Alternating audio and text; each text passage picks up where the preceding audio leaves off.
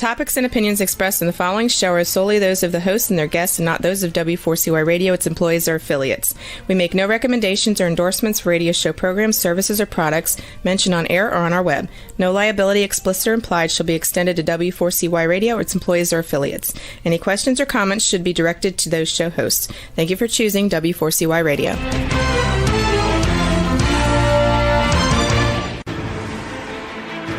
What's working on purpose anyway? Each week, we ponder the answer to this question.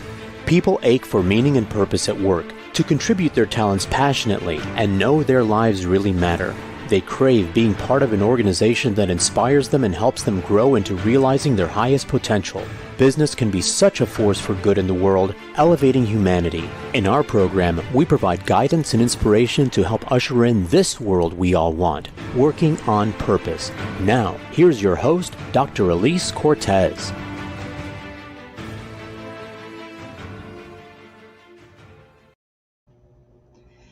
Hello, welcome back to the Working on Purpose program. Thanks for tuning in again this week. I'm your host, Dr. Elise Cortez, joining you live from Dallas, Texas, which is home base for me. And by way of introduction, I'm a management consultant specializing in meaning and purpose, organizational logotherapist, inspirational speaker, social scientist, and author.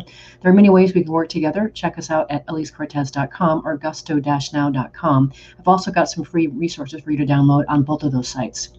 If you've been tuning in for a while, you know this program is a thought leadership platform that enlightens and inspires listeners and viewers with insights from distinguished business leaders, authors, and subject matter experts. By listening in, you're part of the movement to create inspirational leaders and enlivening workplaces where we can thrive and do business that betters the world. Glad you're here. With us today is Michael Levy. He is the CEO of WorkProud, and he has helped over 450 companies greatly improve their engagement scores and reduce turnover through the design and development of award-winning employee reward and recognition programs. We'll be talking about the importance of employee recognition, how it can be done effectively, and its ROI. Michael, welcome to Working on Purpose.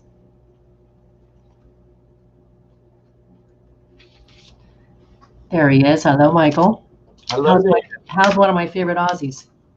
I'm fantastic today. All the better for you asking. All right. You're in the beginning of 21. Thanks for having me on your show. You are the first program of 2021. You have the distinguished ability to be able to say you're the first of 2021. So, and you are episode number 310. So let's just call it special. I'm feeling special because this is the year where you peel off the mask. Oh, I like it, Michael. I like it. We can go, whew. Right. Nice, even though the latter versions are becoming progressively more fashionable. Yeah, and sexy. Let's just say it. Correct. My wife showed up with this black number. It had gold chains. I'm like, okay, we're still. That's the way to do it. That's the way to do it. Well, I can't quite do you justice by introducing you. I gave our listeners and viewers a little bit about you, but would you say just a little bit about who you are, where you came from? Obviously, you came from Australia by way of Australia, I should say. But who is this crazy Michael Levy guy? A growing and evolving work in process, part Frankenstein, part human being, part father. So born in Sydney, Australia, and stayed there until I was given an opportunity to spread my wings and come to the great United States. And I didn't really have a particular agenda, vision, or otherwise on what was supposed to happen. Only like many immigrants, we come here to this wonderful country and then get engaged by all of the fantastic opportunities, personally, professionally, emotionally, that this country has. You know, that's why America is such an amazing place to be. Not that Australia is a bad place. But anyway, so I came here 21 years ago, married my then girlfriend, now wife, also from Australia, had 3 lovely children. That's the personal side. Ended up in Dallas randomly. I'd almost say proud to be Texan now, but what a great place Texas is. And ended up getting involved in building reward programs, if you want me to give a little sort of introduction and segue into that. Building some reward programs with some fine gentlemen I met from Cincinnati, Ohio, Mark Slagle and John Nodal.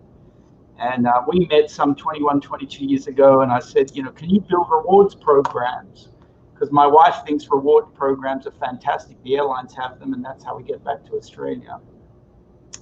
And they said, sure, we can build rewards programs for you. And that began a journey, which we'll get into during the course of the show, but a journey that said, well, it's not all about the rewards. Actually, a lot of it is about that recognition and feedback. So there's a bit of background on me, a bit of background introduction on how I come to be on your show. Splendid. And I think you remember that I have been to your lovely city, to Sydney, in 2018. I did climb the bridge against my better judgment and try to get over my fear of heights, and it did help just a smidge. So thank you for that, Michael. Okay, so let's get into the actual content. You know better than most of us do. And if I were to ask anybody on the street this question, they'd give a different answer. But why, from your perspective, is employee appreciation so important? So it was not something that I inherently knew, and that goes to the pickup from the journey of this business that builds points programs, to the present day in its manifestation in a service called Work Proud. And that was the original programs we were being asked to build were similar to the airline points programs. Give out points for doing different behaviors. Let people then accumulate these points and redeem them for different things. So we were being asked to build programs in a market research capacity, so participate in surveys and reward points. We were asked to build programs associated with wellness activities, do your wellness things, get your checkup, get an in-home assessment, get your flu shots, and redeem those points for things. And then a lot of employers were getting us to do programs for their employee populations. One client program, in particular, was a big retailer plus 100,000 employees in the US. And they had sort of, let's just say, had some budget constraints at some point in their history, and they pulled the points-based monetary aspect out of the program. And I had this great fear that the program's value to the employee population would be proportionately diminished by the amount of money that they pulled out of it, which is they pulled most of the money out. But what I was surprised to see was that actually the recognition activity in the program sustained. Granted, there was some dimensional change in the totality of activity, but not proportionate to the money that the company and client was investing. I said to myself, that's interesting. So people were participating in this program for more than just the monetary aspect. Why were they participating? And so began a journey that began some decade ago with this particular client towards an orientation that says, actually, that recognition and feedback is a powerful driver. It doesn't replace money. People can't feed their families, pay their bills, fuel up their cars, or go on trips with recognition. But conversely, the question of are people satisfied with their job if they get paid 10 cents more per hour, or at the end of each year, depending upon what kind of job you have, a corresponding bonus or otherwise. And the data supports conversely that view that money doesn't drive the satisfaction. Money is a portion of the professional work experience. We work to achieve some things, but that recognition pulls at a different type of heartstring. And so, thus we got into the business of saying, well, how do you make recognition valuable, meaningful, frequent enough that it is present, not too frequent that its value is diminished by the frequency of it. And so we started to uncover this wonderful world of systematizing employee appreciation, recognition, and feedback, and their corresponding overlaps. Because what really is the difference between a feedback and a review and a recognition and appreciation beyond the consistency, frequency, and format that it takes place? They're all driving at a similar experiential objective, which is to make a person feel acknowledged for the things that they're doing within a commercial corporate setting that gives them personal satisfaction. So that's how we're seeing it, and the impacts that we're having on companies are substantial, especially within the context of an ROI. So Okay, two things, Michael. First, I have got to acknowledge you for just what I hear, the way that you roll in the world. It just sounds like to me that you have this tremendous ability just to put one foot after the other in your whole entire life. And wherever that foot lands, you figure out how to make the world around you work. And I think that is exceptional. That is something to celebrate. I didn't know that about you before, but I think that's fantastic. What I would call that is presence. I would call that the ability to be present. And I just want to celebrate that. So that's number one. You're all right with that? I'm all right. I'm all right. Okay. You're sort of blushing a little bit. Don't make the bubble any bigger. Okay. Don't. Your wife is not going to like that if I do that. But then now the second thing too that I want to get to is just how wonderful you discovered this idea, right? So as you know, because we've done some work together this last year, that my jam is meaning and purpose, and so you have found your way into a way of elevating meaning in the workplace and thereby increasing fulfillment. And I just really, of course, that's why you and I. We work together. I think we could probably finish our sentences each other of the other, but I just want to recognize that the way you did that was so organic and natural and beautiful. And I would say that it seems like it unfolded in a way that was of service to the client, but also it really gave you something new and a new way of looking at the world and employment and connection and meaning. And here you are, the guru now. I don't know about that. I mean, a few things. Necessity is the mother of all great inventions, which is something my father used to say. And so clearly the need for what we're doing and the services we're providing has been there. It's somewhat, if you consider, a natural extension of the development and evolution of HR practices over time. And if we look back, HR practices have continued to grow and evolve to meet their customers. Who are their customers? Employees. And employees have continued to evolve and grow their own individual capabilities, their strengths, their ability to contribute, as well as the sophistication of the companies themselves. Payroll used to be a big thing. Now payroll is managed. Right. HRIS systems that organize the centralized database for your employee populations, so you knew who worked for you and who they reported to and how many days off. Some time ago, that was sort of being managed by Excel spreadsheets. Mm-hmm. Now we take that all for granted.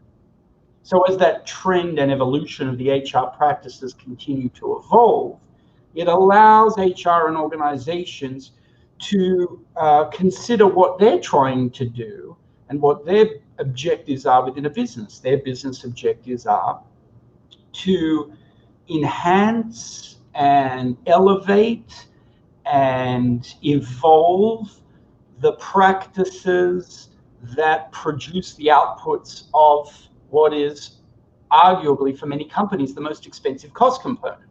Mm-hmm. Not factories, not big plants, not capital equipment, but human beings. So you ask yourself, well, if you were at a manufacturing plant and you had this machine, you're very interested in how do you make the machine operate its best. You position it in the right way.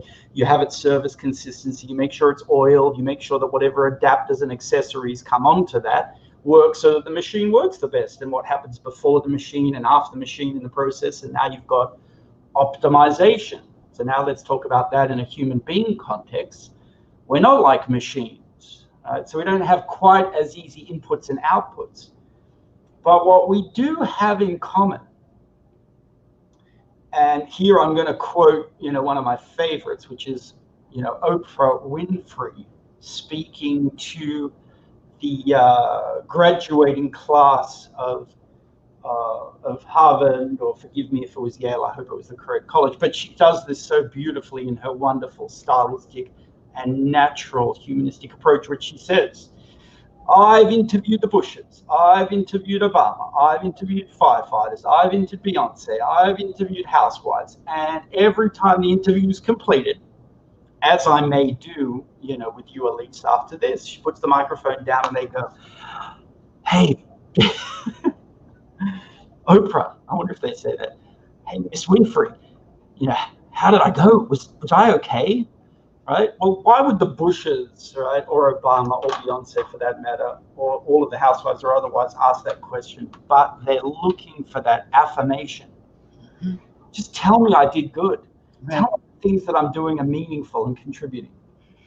So it is all within that context and construct, the evolution and growth of, HR as a business practice, to the acknowledgement that the human capital of not all, but a large proportion of US businesses are driven by human beings, customer service, entertainment, hospitality, maybe even innovation, manufacturing, etc. Still a huge human component to it. Well, human beings, obviously, per Oprah's comment, like that validation and appreciation. Why do they like it? What does it mean that they like it? Well, if they like it, they want it. And so they're gravitating naturally towards things that will give them that satisfaction. Mm-hmm. Right? And so for that reason, I didn't really invent any of this. Naturally, as we go deeper and have been going over the last 10, 20 years into this world, while interestingly observing Facebook and Instagram, and wait till you see what happens with a generation of kids who grew up with the TikTok, every day. Oh, yeah. Doing the thing.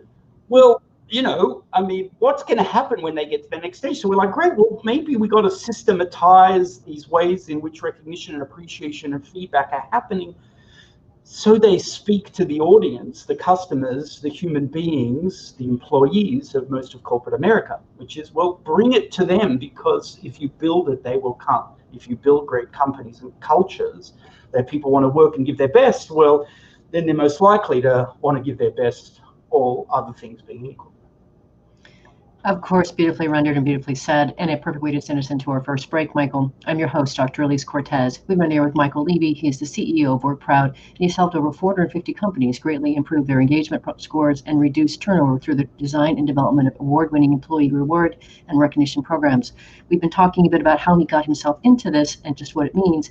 After the break, we're going to learn more about how to design these systems and their ROI. Stay with us. We'll be right back.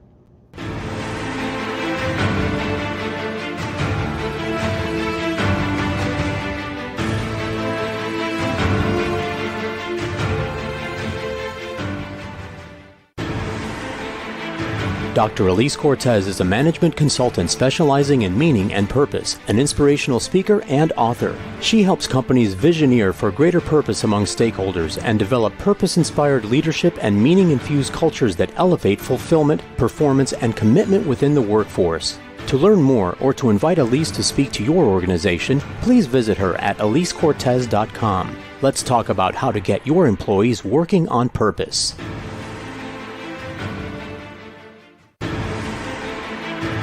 This is Working on Purpose with Dr. Elise Cortez. To reach our program today or to open a conversation with Elise, send an email to Elise, A-L-I-S-E, at elisecortez.com. Now, back to Working on Purpose.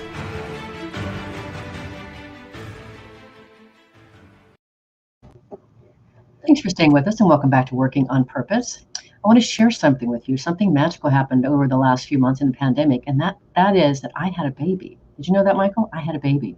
It actually comes in the form of this thing. It's a book called Purpose Ignited. This is my baby, my pandemic baby. But for listeners and viewers, it's called Purpose Ignited, How Inspiring Leaders Unleash Passion and Elevate Cause. And I wrote it really to turn on the readers to their own passion, purpose, and inspiration. And I hope it'll do that for you as well. So I love doing that. It's out. It's available on Amazon. I'd love for you to read it, and I'd love your feedback. If you're just joining us, my guest is Michael Levy. He's the CEO of WorkProud. I'm your host, Dr. Elise Cortez. So Michael, here we are talking about employee recognition and the importance of that. But one of the things I've heard you say in some of the work we've done together and the presentations that we've co-facilitated and led is you say that there's a study out there that finds that nearly half of employees feel undervalued. So if we know this is important to people, in your experience, why do you think this percentage is so high? Why do we keep doing this? So it's a challenge to know how to answer and respond to the question at a scale that most organizations find themselves. Mm-hmm. It is challenging enough within a family unit or a very small company to express to both express emotion and express emotion in a construct of a commercial setting in a way that doesn't necessarily diminish our own value as a leader when we're conveying that, and to do it in a manner that is business-like, considering that there's still supposed to be a delineation between the way we act and behave in a familial, personal setting to the way that we do it in a corporate setting. To that line or that delineation has become progressively more, what should we say, sort of cloudy, and talk about how cloudy it can be for all of the listeners that have had their pets poop during the webinar, their kids come out, pull out the monitor, some UPS, FedEx guy bring at the door and the barking and the craziness and all that stuff going back and don't blow the lawnmower, guys. Shut up. Right, it's like that. Exactly. All that stuff's kind of happened.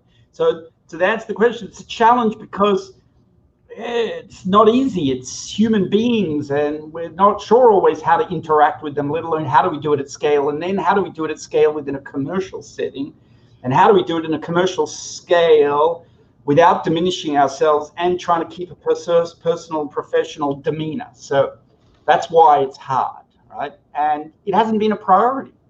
That's another thing.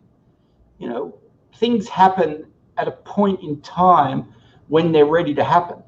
You know, whether we want to call this innovation at the wrong time doesn't work. Innovation in a manner that can't be executed correctly also doesn't, work. Consider Maxwell's Smart Days used to have talking phones and so forth, and all of us growing up from that period thought that was a joke. Nobody would ever do that. Well, we sort of had to play with it, the phone television things with people dressed up from the 60s. But this thing, well, that's perfectly normal. I mean, who remembers those first discussions of like, you're going to have a video phone conversation? And we all went like, wow, man, my rotary dial thing and my like 15-foot long extension cord where we'd, have those telephone calls. Well, that's the world that we live. Anyway, so it's contextual, right? So that's where the struggle has been, a combination of, challenges associated with what you're trying to do, knowledge of how to do it, and then a contextual sort of place in time moment. And one of the interesting things I think about what we're going to find post-COVID, after the party, so to speak, dust mess is all cleaned up, that we're like, wow, we changed. And some of the change was accelerated. It was probably change on its way anyway, but some of it has certainly been accelerated. And I think this area that we're talking about, which is creating purpose and explaining to people that they are meaningful as a business agenda, is coming to the surface because people want that purpose and that need. Well, as you were speaking, one of the things that I was thinking about is, I asked you the question to why do people feel so undervalued? And then I'm reminded, you and I in last year, 2020, did some work together where we were out interviewing CEOs, asking them about the importance of employees feeling proud about their work and being associated with the company.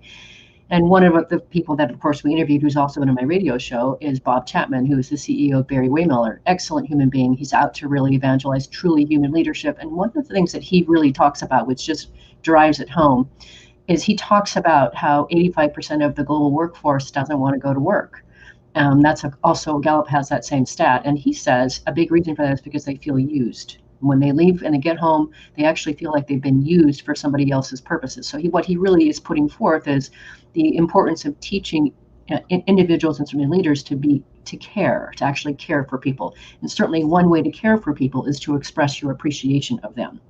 So he was such a beautiful contribution to our conversations. And by the way, let me just say quickly for those of you who are listening, we are certainly interested in more perspectives from CEOs and leaders about this topic of why it's important for employees to be proud and engaged. So if you're interested in having that conversation with us, contact me and we'll make it happen.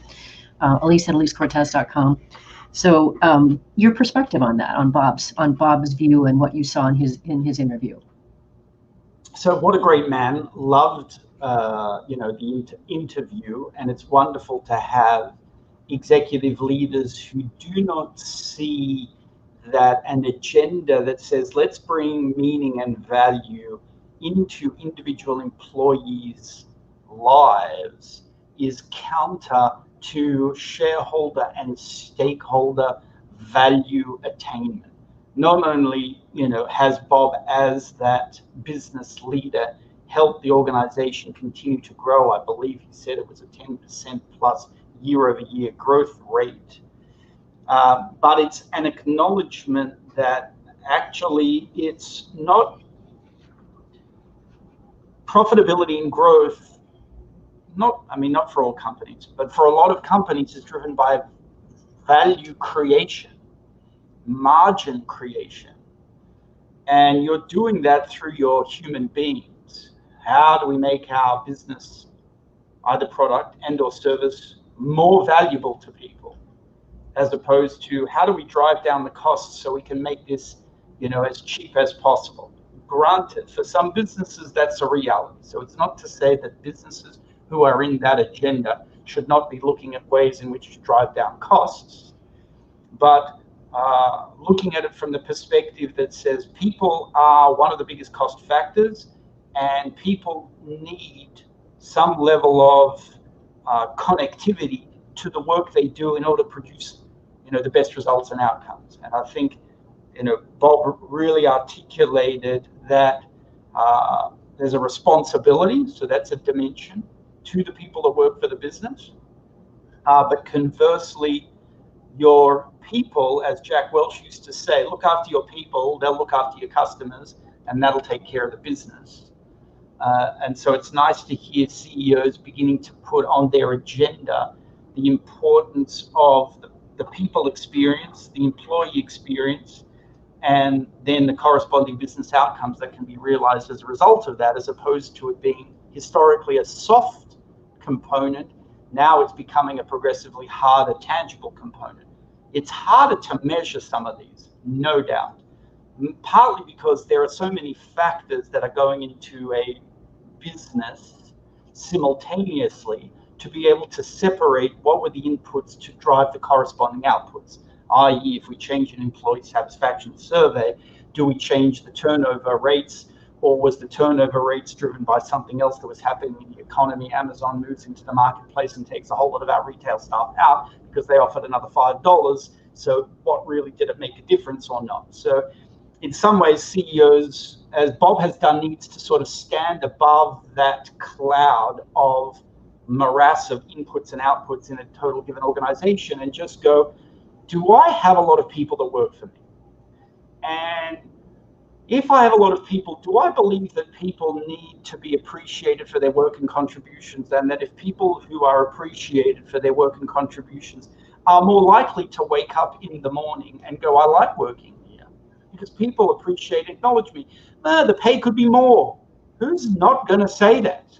Right? The pay could be more. Okay, fine. Can you affect the pay, CEO? No, not really. Okay. What else can you do?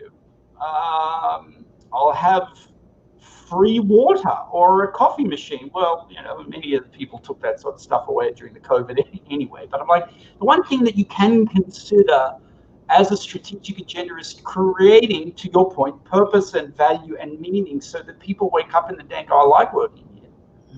And I like working here because the work I do is good. How do I know that? Because people tell me. Because they give me feedback, because they appreciate me, because they see me grow and develop as a person inside the organization. And as I grow and develop and make greater contributions, other people go, nice job, well done, you're doing better. So a CEO that cannot see that and can only see the quarterly results and not thinking about how did those results actually come to be, I believe is missing a great opportunity for their organization. Now, whether it's the CEO's responsibility or the COO's responsibility or the frontline manager's responsibility or HR, now that's an interesting, more complex question in the big dynamism that is large US corporations. Where does this responsibility lie? Who should be taking the lead on this? Who has capacity to do it? Who has the budget? Granted, as the captain of the ship, you always have some level of responsibility, right? But to label them and tag them and say it's the CEO, no. But it's a question that CEOs could easily ask, and I think should begin to ask their leadership team of, do we think this is important? And if so, what are our steps and actions? Mm-hmm. And that's kind of what I want to get to next, if we can just briefly, Michael. For our listeners, like, okay, I get it. I got it. Yep, this makes sense. Where do they even start? You mentioned the word strategy, which is so important, to have an employee recognition strategy. Where should they start? I think that it begins with an understanding and assessment of currently what do people think about it within the business. Because executive leadership like data, fair enough, the ship is big, things are happening. So assessment, and whether that's an engagement survey, it's a Gallup otherwise, it's pretty well guaranteed that you'll see as part of any Gallup survey that recognition or lack of recognition comes up as one of the key elements. But it's good to ask that. And some of the information could be anecdotal, some of it can be in aggregate in a survey format, to know what do the front line think. Many executives go, hey, we do great recognition here. We've got our special pin thing. We've got our annual luncheon. We've got our 15-year service anniversary plaque. We've got it. What are you talking about? That there's no recognition here. I have heard those statements before, yes. I love it. I hear them. And I'm like, guys, are you seriously so out of touch with what the front line wants and needs? Now, it's not to say that what everybody does is no good, right? It's to say there are things that in every organization is part of the culture and the legacy and the history, and that those things should be retained, right? But we should at least ask the questions of, well, what of those things were good, right? What are the things that people really like? Well, how many people does it touch? And please don't go ask the committee that does the birthday cakes. Hey, committee at the birthday cakes. You think the birthday cake program that you do is really appreciated? Of course they're going to say it's this. It's their job. In fact, there are some organizations that we've come to, and they've got like whole department committees that fiddle around with like the ribbon colors for the birthday cake and the balloon thing. I'm creating value here at this organization because I was the one that selected the ribbon color. And I'm like, okay, we've got to, again, it's not to say they know, but it's orientation, sort of who's driving the train, who's creating these experiences, who's assessing whether they're experienced up, and generational and contextual. And that is, how long has this program been in place with the balloon birthday bake thing? Like, yeah, it's been here since like 1972. I think they did the first one. I'm like, yes, very current. I'm sure that all your modern employees, basically anybody that's under 45 years old, like 80% of your workforce, probably don't relate to it anymore at all. But no one's actually looked at it. Hey, we're too busy. We got this other thing. We're doing that. Anyway, so to that, important question, where do you go? Well, ask yourself, through your organization, of course, in the form of survey, anecdotal feedbacks, what do people think? Okay, how do we think recognition is being managed? Do we think it's being done well? And somewhere within that process, you're probably going to need to identify to yourself a champion, a cultural ambassador, who is going to speak to the voice and experience that we'd like it to be. Now, certainly this is where the CEO does have a role. If they want to create a legacy in an organization, rest assured it won't be a quarterly result that no one can remember after they flogged off the shares. Oh yeah, that was the CEO that we did the thing. Did he end up in, what happened to that person? That. Why did they go, Bob created a legacy of this cultural dimension that extended beyond, that people remembered and feel connected to the value of. Interestingly, even the CEO of BlackRock, not too long ago, I think in the last couple of years, had begun to intimate to some of his publicly traded company CEOs, hey, we want to look at your human capital in another dimension. And some of them have been talking about it more frequently. There's a lot of press associated with diversity and inclusion and the combination of boards, etc. And of course, that's a great positive step and a trajectory that we're, thank God, on, which is people should be valued not by what they look like, but what they do and they contribute and who they are as people. Great. That's an excellent trend and momentum, and the faster that it gets to the point where we're all colorblind, so to speak, the better it is. However, a forced requirement to mix up your board like a chess game so that it's got the right combination of these colors and combinations only produces an external artificial influence on who you should actually make as your board. If you have to force it, great, better than not doing anything at all. But better still is to let it naturally evolve and grow and develop and reflect the world and culture that you want it to be as a leader. Mm-hmm. Michael, let's stop you there just if we can, because I know you have the ability to really paint a picture for us. But I want to grab our last break here so we can go on to some more meat. I'm your host, Dr. Elise Cortez. We're in there with Michael Levy. He is the CEO of Work Proud, and he has helped with his team over 450 companies greatly improve their engagement scores and reduce turnover through their design and development of award-winning employee reward and recognition programs. We've been talking a bit about the strategy behind and the importance of employee recognition. After the break, we're going to get more into the meat of designing them and their ROI. Stay with us. We'll be right back.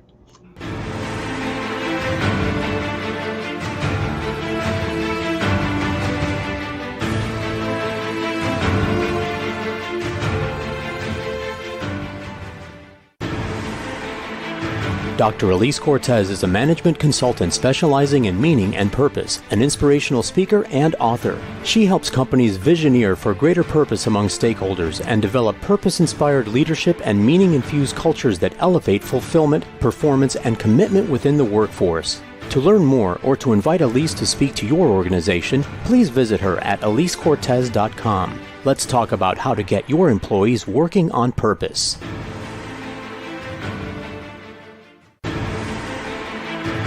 This is Working on Purpose with Dr. Elise Cortez. To reach our program today or to open a conversation with Elise, send an email to Elise, A-L-I-S-E, at elisecortez.com. Now, back to Working on Purpose.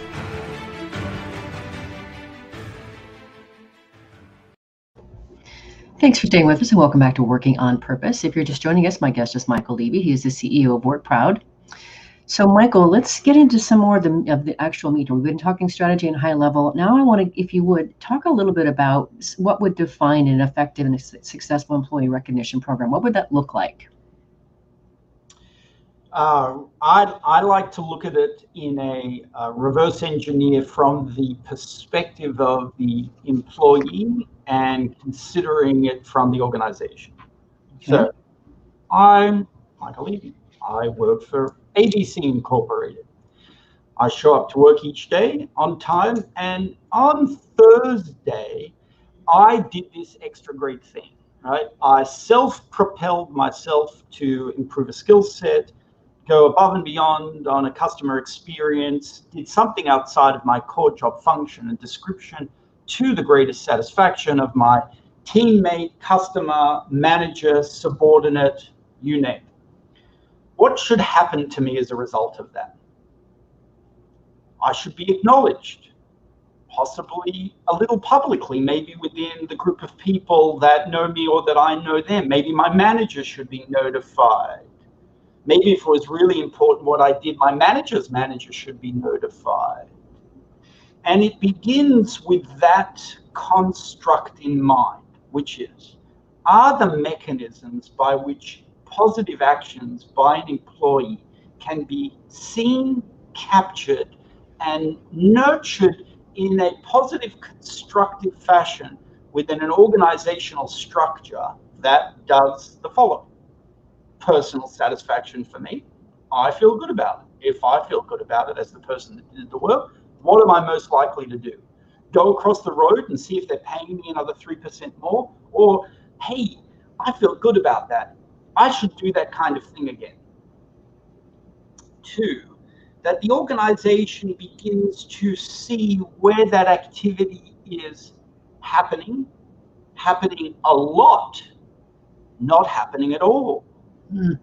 And then beginning to ask yourself the question, well, that's interesting, because I know that if it happens a lot in a positive way, I got KPI outcomes, net promoter score outcomes, Gallup engagement survey business outcomes, retention rate, quality, performance, attendance, safety, whatever the variables are that drive that particular unit.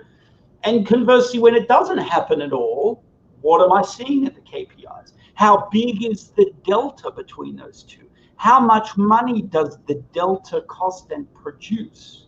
So that I'm beginning to actually tie that connectivity from, or what is the program to here. So first is to begin to get into that mindset and orientation. And then to think through, well, what could we do to create experiences that are like that? What processes and procedures, what mechanisms do we have in place to do that? And then the humanistic part. So let's firstly talk about the mechanisms by which it can take place. So we'll give you the two illustrations, right? The first is one client used to have the little cards. Hey, we do recognition, it's fantastic. There are cards in managers' desks all over the organization, and they can pull out the "You're a Star" card, and they can write and fill out the card, and then they can hand it to the person, right? And they do it. Now, hey, a handwritten note from a business leader, right, to you on a personal level that says, hey, dear John, I wanted to really thank you for the outstanding work that you did. It was amazing, details, etc., is enormously powerful, right? It's just that, A, it takes a lot of work. So the frequency by which it's happening is let's say, weighed by its power. To who saw it? Who knew if it happened? There's no database to go, that manager does it a lot. That manager doesn't do it at all. No one knew. So that's this weakness. And, because there's a lot of organizations that we talk to, like, we've got this wonderful cultural thing. I'm like, don't stop doing that. Nothing I'm going to say to you should replace the fact that that exists. However, what is everybody else doing? All right? And that's the classic scenario that we sort of see. So some companies come and tell us, well, you can email Francine in HR, right, when you see something amazing happening, right? So you've got like a 10,000 person organization, there's stuff happening all the time. And then, the leadership goes, yeah, we've got a recognition program. They can email Francine. Okay. Then what happens? Right. What does Francine do, right? Do I get to know eventually that Francine's going to pass on that I was a rock star? Right, that's the thing. There's nothing wrong with Francine. She's doing a fantastic job. She actually has another job in the organization. She wasn't the inbox for the recognition stuff. And then, I don't know what I'm supposed to do with this. Oh, no, what do you mean? They put in their spreadsheet and then they give it this committee, and then the committee meets together, and then the committee decides, and then the committee, it's like a Dilbert. And by that time, the employees left the organization, right? Oh, totally, yeah. What do? The CEO gets up on stage. I'd like to recognize Frank. Frank Cascio. Oh, no, Frank left. Okay, what's the next one on the list? Shit, isn't there somebody on the list? Right? But I mean, seriously, this is what happens. Right. Lost in the weeds. Correct, right? So the timeliness of it, the systematization, the lack of visibility at the organization level, the lack of visibility within that, the inability to go, did you do it frequently? Right. So on the other side, again, as I said, early on in the presentation, everything has a time. Anybody seen one of these? You wouldn't believe it. It's this. Oh, yes. Mm-hmm. It's a fantastic thing. Your employee populations have got those. I remember when we started doing this 15, 20 years ago. People don't have phones. Okay, fine. 15, 20 years ago, we were innovative and right at the front line. Now this is a thing, right? You can't go to a shop and buy a flip phone. My God, my wife reminds me, why did you give the kids one of those phones? You can't get them off the phone. It's a separate conversation. The evilness, because it's so exciting, attractive. But this is not a device, as I say, right?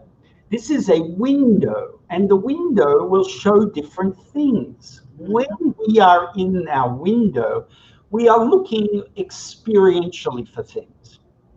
And so we say to companies, every one of your employees, when they go on break, goes like this. They may not be on break and they go like this. Right, that's right. Are they looking at things that relate to your company? Or are they out there on the social media and the TikTok and the Instagram, and they're catching up and they're seeing who's doing, they're catching up and they're seeing who's doing. Hear that subtlety? I'll do it in slow motion. They're catching up.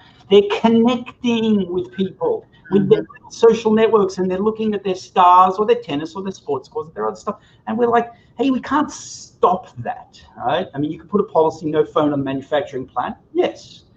But as soon as they have an opportunity to pick it up, they're going to look, and we're like, let's create some space around the business, right? And the space around the business that we might have the potential to engage a population is positive activities and things that are happening with their peers. Bring it back home. Yes. And what did they accomplish, and have they gone above and beyond? Remember, I was doing the recognition in a handwritten note. Well, now let's do it in this way. Let's pull up the device. Let's call up the company app. Let's go, hey, I want to recognize Elise. She did this fantastic job. They're literally, this is what we can do. Talking into the phone. What a great job she just did. I just attended this meeting with her. I just saw her do this thing with this patient. I just heard her do this fantastic thing with this customer. She just did this amazing merchandise thing. Let me take a photo of it. Let me post it up. So what it's doing is saying, oh, wow, this great little device allows us to create the experiences that we wanted to have Michael have on Thursday after he did this great thing. And we can probably get them to do it at a 10x to 100x factor than the multiple cards.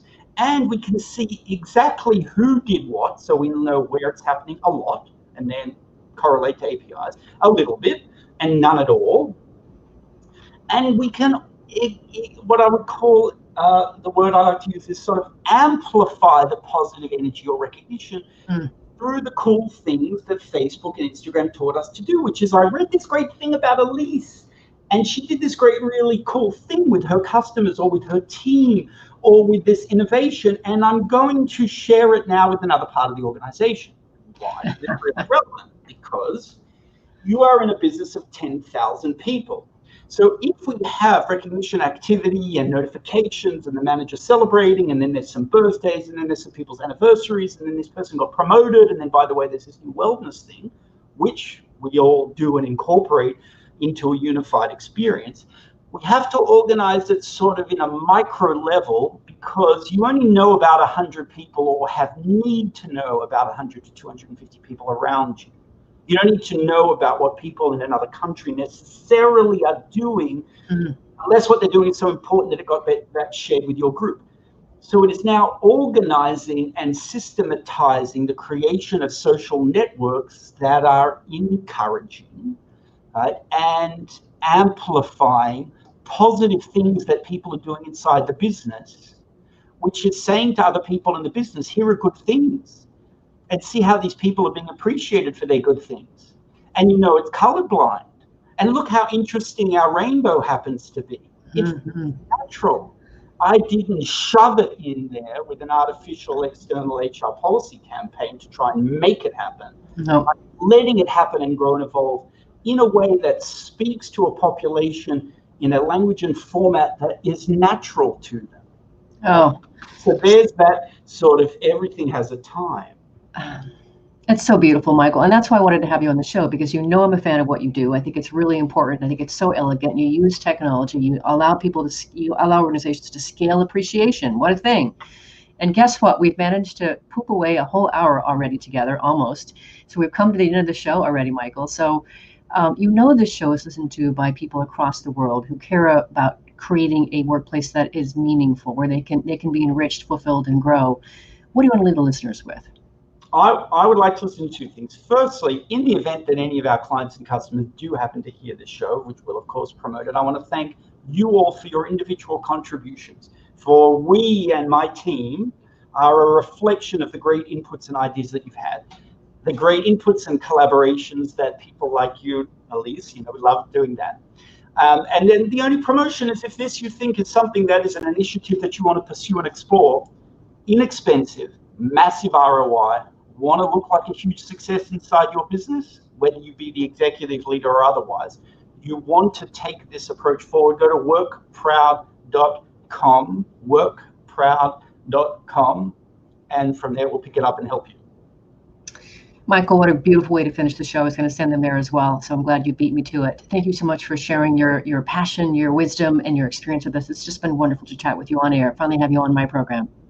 Great to be here. Thanks for the opportunity. All the best to you. Absolutely. Listeners, you know where to find them. You know, look them up. They're doing great work. And last week, you missed the live show. You can always catch a recorded podcast. We were on there with Peter Comber talking about collaborative creativity in the workplace and to innovate and to increase employee fulfillment. It was actually really a smashing conversation because it was a full moon for both of us. 5 p.m. in Dallas for me, midnight for him in Milan, Italy. We had technology problems, and we still managed to have great gobs of fun. It was a great conversation, very illuminating. I hope you'll catch it. Next week, we'll be on the air with John Baker, who is the CEO of D2L, which stands for Desire to Learn. We'll be talking about the importance and role of continual education and development in today's rapidly ever-evolving marketplace and workforce. See you there. Remember that work is at least a third of our life, so let's work on purpose. We hope you've enjoyed this week's program. Be sure to tune into Working on Purpose, featuring your host, Dr. Elise Cortez, each week on W4CY.